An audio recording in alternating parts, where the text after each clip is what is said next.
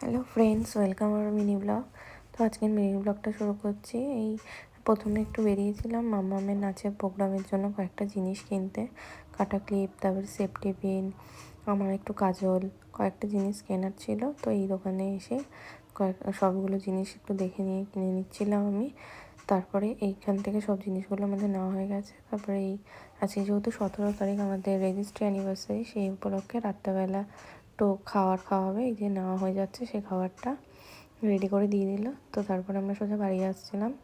তো আমাদের দুজনকে একটু দেখিয়ে দিলাম তোমাদেরকে। তো তারপরে এই যে মাঠে এর আগে মেলা হচ্ছিল, দেখালাম। তো এটা হলো আমাদের ফ্ল্যাট, যেখানে গাড়ি পার্কিং করা হয়।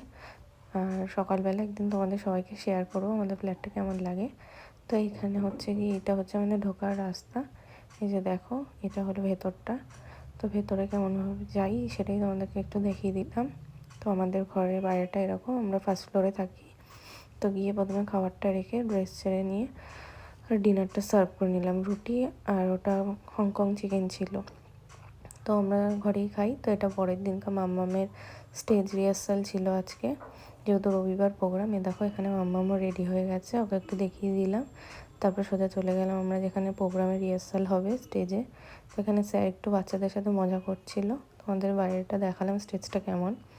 তো তারপরে এই যে দেখো, ওরা রিহার্সাল করছে, তোমাদের জানিও।